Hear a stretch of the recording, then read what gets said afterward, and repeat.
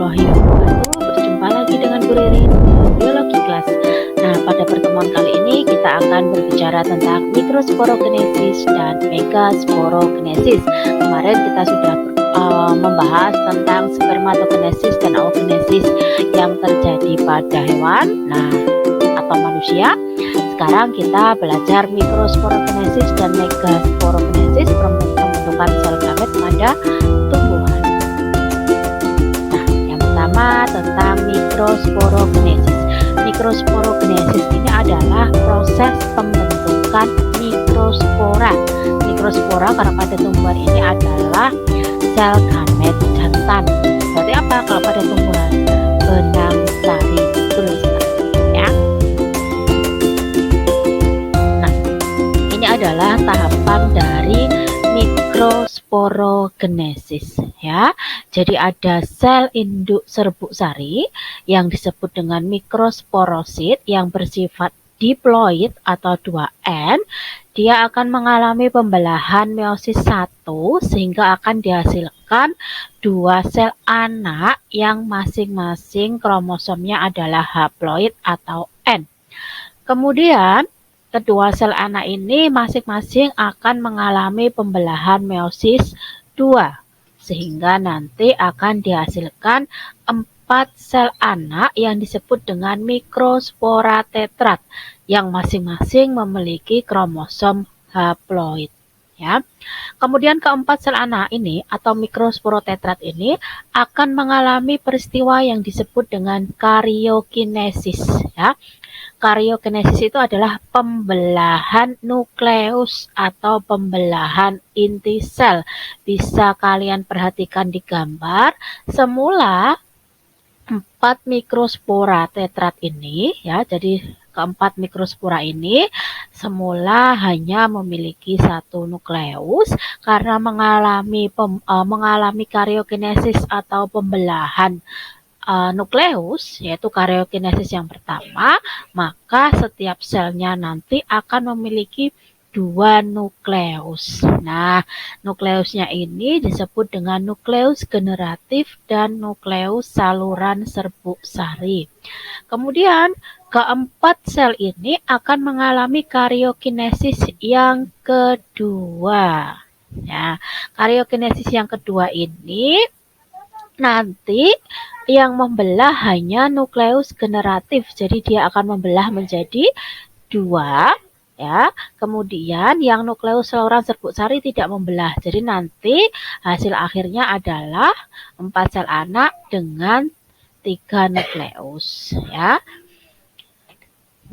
Kemudian, ini versi yang lain, ya.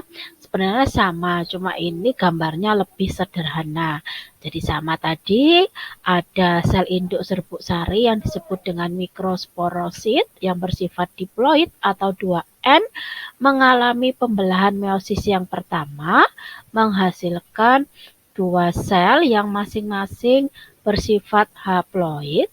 Kemudian kedua sel ini akan membelah secara meiosis atau dia akan mengalami meiosis yang kedua sehingga terbentuk 4 mikrospora. Nah, 4 mikrospora ini juga bersifat haploid atau N. Bu Ririn kasih tanda N dengan warna biru itu.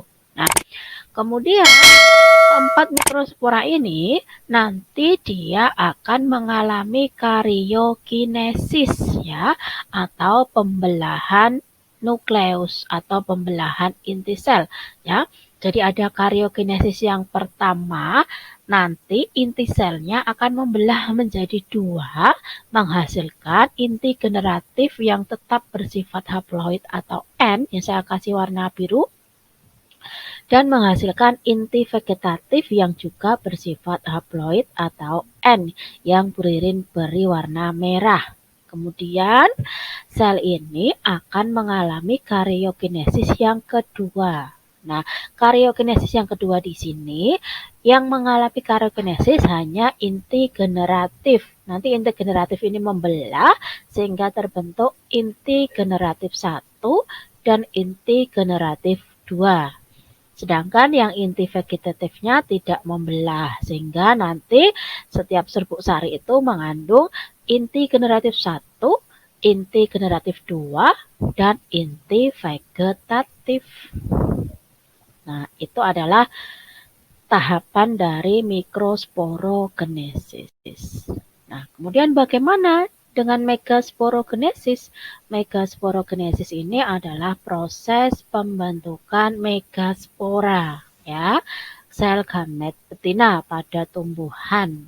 Nah, ini adalah tahapannya. Jadi, ada sel induknya yang disebut dengan megasporosit yang akan mengalami pembelahan meiosis pertama menghasilkan 2 sel anak yang bersifat haploid setengah kromosom sel induk. Kemudian, 2 sel anak ini akan mengalami pembelahan meiosis yang kedua sehingga terbentuk 4 sel anak yang masing-masing juga bersifat haploid. Nah, dari keempat sel anak ini, nanti yang ketiga, ya, yang tiga, bukan yang ketiga, yang tiga akan mengalami degenerasi atau mati, kemudian hanya tinggal 1 sel nanti yang bersifat haploid yang akan mengalami pembelahan karyokinesis pertama, ya, sehingga nanti dihasilkan sel yang memiliki 2 nukleus yang masing-masing nukleusnya bersifat haploid. Kemudian sel ini akan mengalami karyokinesis yang kedua, ya. Jadi setiap nukleusnya membelah jadi 2, maka nanti akan dihasilkan 1 sel yang memiliki 4 nukleus. Nah, kemudian terjadi lagi karyokinesis yang ketiga, di mana 4 nukleus tadi membelah lagi masing-masing menjadi 2, sehingga dihasilkan 8 nukleus. Nah, kemudian ke-8 nukleus ini akan mencari tempatnya atau akan berada pada tempat masing-masing. Nah, kalau kita lihat di situ mereka bersifat haploid atau N.